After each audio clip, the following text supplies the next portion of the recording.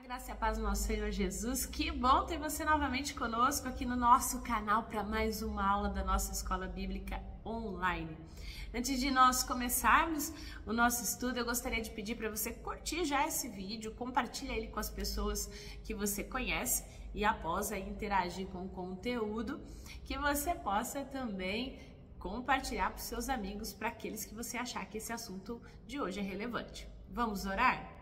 Pai, nós te damos graças por esse dia que o Senhor nos fizeste, por esse momento de estudo da Tua Palavra, Senhor. Abençoa-nos, nos dê a direção que vem do Teu Santo Espírito, para que possamos, ó Pai, sermos edificados e edificadas no estudo da Tua Palavra, no livro de Provérbios. Essa é a nossa oração no nome santo do Senhor Jesus. Amém. Estamos na nossa 10ª lição do livro de Provérbios, que é esse guia para viver bem. E hoje nós vamos falar sobre aquela lição que a gente não quer mais precisar falar, que é sobre a língua, sobre usá-la com moderação e prudência. E aí, para iniciar então o nosso estudo, eu quero convidar com você a abrir sua Bíblia aí em Provérbios 6, pode acompanhar a leitura aqui do lado, que é do 16 ao 19, que diz o seguinte na palavra do Senhor: Existem 7 coisas que o Senhor detesta e que não pode tolerar: o olhar orgulhoso, a língua mentirosa, mãos que matam gente inocente, a mente que faz planos perversos, pés que se apressam para fazer o mal, a testemunha falsa que diz mentiras e a pessoa que provoca briga entre amigos. Então, é um problema sério que a gente enfrenta dentro da igreja e fora também, que é a falta de sabedoria de algumas pessoas do povo de Deus no trato com algumas palavras, ou seja, com a fofoca. Porque afinal, quem não gosta de uma fofoca? Meu Deus, tem uma história para te contar. Parece que assim, você já vai correndo, quero saber, né? Histórias novas. Amamos histórias. O ser humano adora história. E aí, eu queria pensar com você aqui, por mais que a gente goste, né? Isso não é muito sábio. E aí, nesse sentido, não é um pequeno pecado como alguns pensam, não, né? Está escrito que a soberba, a arrogância, o mau caminho e a boca perversa aborrecem ao Senhor. Está lá em Provérbios 8:13. E Deus ordena ainda, em Levítico 19:16, não andarás como mexeriqueiro entre o seu povo. Ele também diz, olha só, 1 Timóteo 5:19, além do mais, aprendem também a viver ociosas, andando de casa em casa, e não somente ociosas, mas ainda tagarelas e intrigantes, falando o que não deve. Ainda no Salmo 105:1, Deus diz: ao que as ocultas caluniam o próximo, a esse destruirei. Deus é assim de opinião que pessoas tagarelas não o reconhecem. Não reconhecem ele como Deus, não temem. Por quê? Porque estão entregues aos seus pensamentos corrompidos, querem saber a última notícia, né? Querem espalhar a última notícia, não é só saber. Aí você pode estar dizendo, mas eu não invento, eu só aumento. É mexerico, é fofoca, então a gente precisa se guardar. E essa orientação aqui não é só para os irmãos, não, vale para mim, vale para pastores, vale para todo mundo, né? Deus equipara as pessoas difamadoras com aqueles que não merecem confiança. E aí eu te pergunto, merecem mesmo? Além disso, as fofocas, elas não precisam ser obrigatoriamente mentirosas. Muitos pensam, o assunto é verdade, por isso eu posso contar a todos. Mas isso também não está certo. Dizer a verdade com falsos motivos pode ter um efeito ainda mais assim funesto do que falar uma inverdade. É o que a gente chama de fake news. Uma meia-verdade também é uma mentira. Então, das 7 atitudes que Deus abomina, que a gente leu aí, que está registrada no livro de Provérbios, se você olhar 3, ou seja, quase a metade, tem a ver com o mau uso das palavras. Talvez por isso o livro de Provérbios ele dê tanto destaque a esse tema. As considerações do sábio quanto ao uso das palavras podem ser agrupadas em 3 grupos assim bem distintos. E aqui é algo assim muito importante para nós cristãos. O primeiro, o poder das palavras. O segundo, o limite das palavras. E o terceiro, o bom uso das palavras. Porque a gente sabe que com a boca a gente pode abençoar o mal dizer. E aí, olha só, vamos pensar aí primeiramente no poder das palavras. Primeiro, o seu alcance. As palavras, elas têm o poder de alcançar a mais profundo interior do ser humano. Tem o poder de alcançar a alma, né? Quer para edificar, quer para arruinar. Provérbios 12:18 diz: tagarelice é como ponta de espada. É perigoso falar demais. Olha quem tá falando para vocês. Porque a gente acaba se exaltando e você vai indo e você acaba falando demais, abrindo o coração às vezes para a pessoa errada, né? Falo aqui como alguém que fala demais, né? E esse é algo que eu tenho trabalhado aos pés do Senhor também. Provérbios 16:24 fala: palavras agradáveis são como favos de mel, doces para a alma e medicina para o corpo, né? Então, não é só falar demais, mas o que falar. E aqui é importante, né? Se eu me encontro nessa situação de tagarelice, é pedir para o Senhor a orientação do que falar e pedir para Deus acalmar isso dentro da gente, para que nós possamos ser pessoas que tenham falas sábias, falas que edificam. Pensando nisso, no poder das palavras, a sua propagação. Então, as palavras, elas produzem ideias na mente de quem as ouve e ramificação, assim, de tais ideias, tanto para o bem quanto para o mal. Já ouviu aquela palavra? Aquela frase foi gatilho para mim.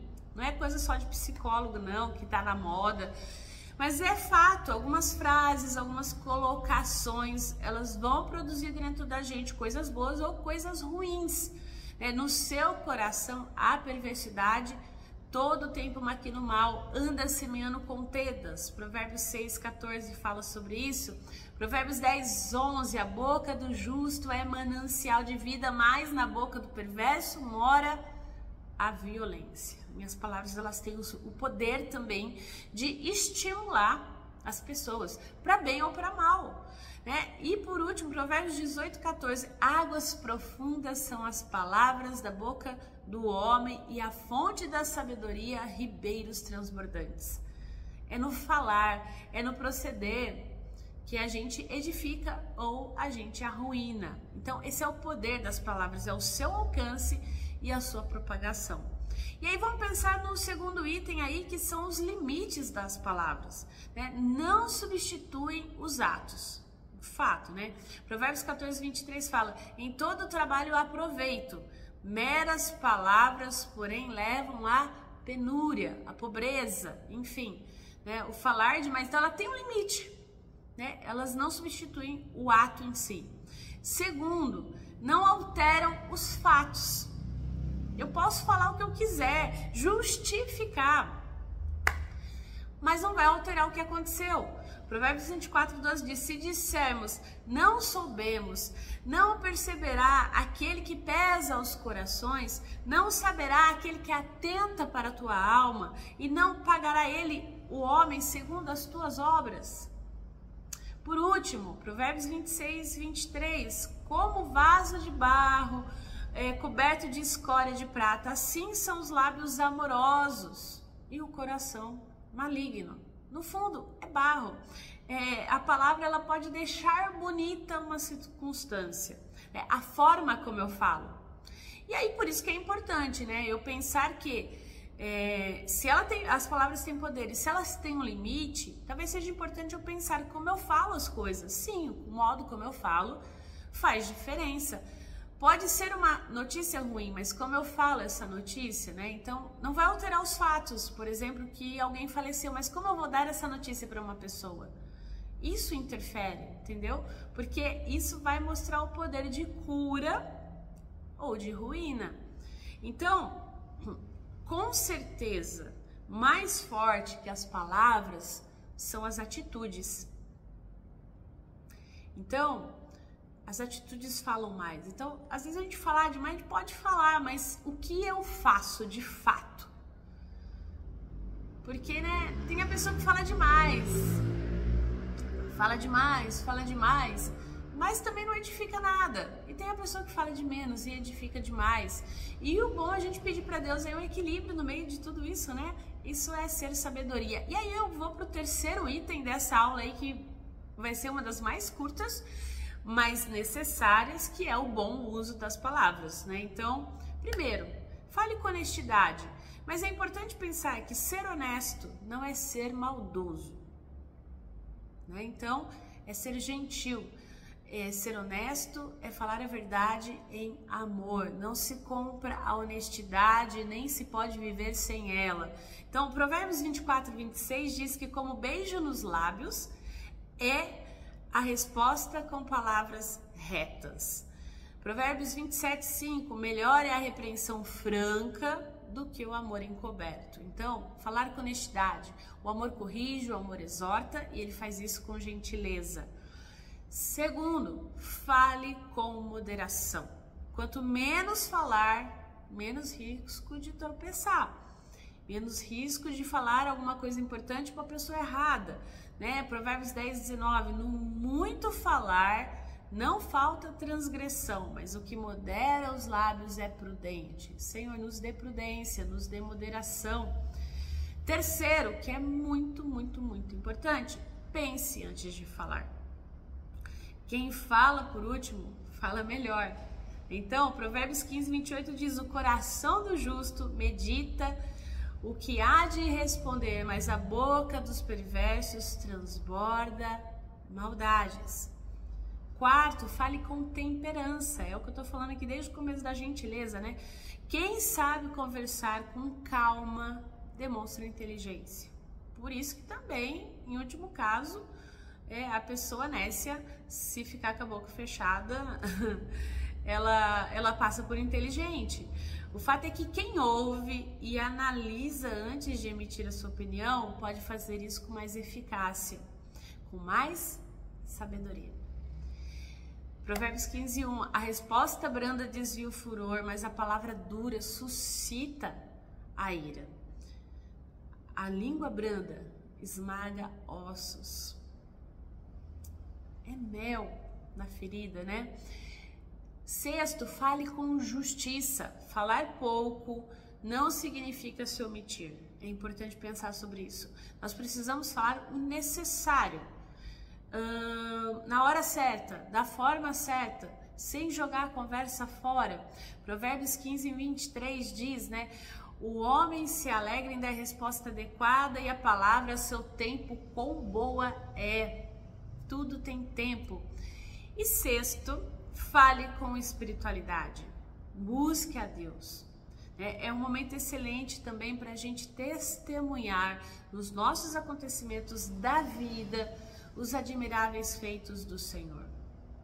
Então, às vezes a gente não pensa em evangelismo, por exemplo, como uma coisa complexa, como a gente falou na aula anterior, mas é algo simples, é falar sobre a sua vida, o que Jesus faz na sua vida, no seu cotidiano, no seu dia, de forma amiga, de forma amistosa. E aqui, então, pensando nisso, então, no poder das palavras, no limite das palavras e no bom uso das palavras, eu queria concluir com você essa lição. Eu gostaria que para nós concluirmos a nossa aula, então, além dessas questões da palavra, olharmos mais atentamente para esse texto. Esse texto que a gente leu no começo, ele fala das coisas que o Senhor odeia.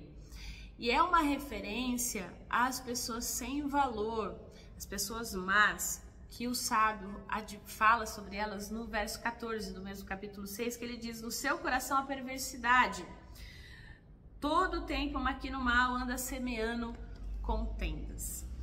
Então, o que parece aí, na verdade, é que esses itens que ele coloca aí são os vícios dessa pessoa. E é importante a gente pensar aqui que não existe uma lista exaustiva dos vícios que já foram mencionados desde o capítulo 4, para aqueles que atentam ao convite da loucura e são aí realmente maus, que são os pecados sexuais, o roubo, enfim. Agora não, o texto fala pra gente das coisas que Deus odeia, que são abominação para ele, são coisas que realmente são desconhecidas da sua pessoa. Ele fala dos olhos altivos, que são olhos com um olhar orgulhoso, que expõem uma ambiguidade arrogante, né? É aquela coisa da pompa, né? Da pessoa achar que é alguma coisa.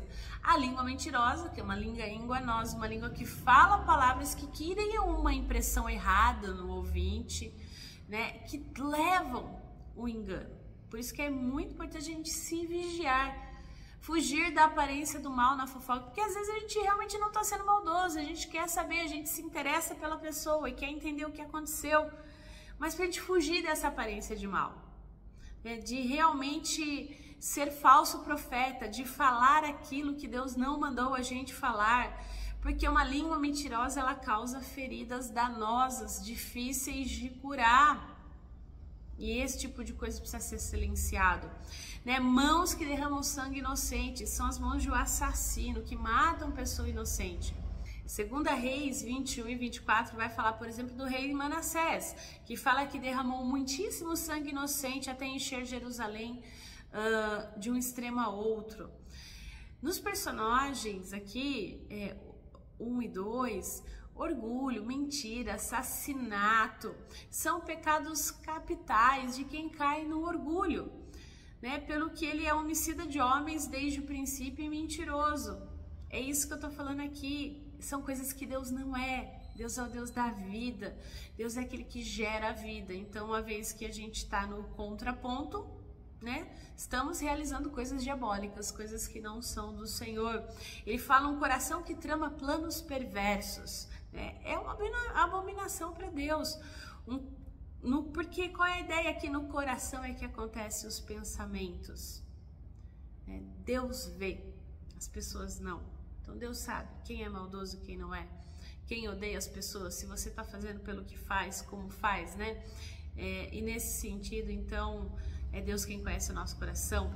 E aí ele vai falar que Deus odeia pessoas que correm rapidamente para fazer o mal.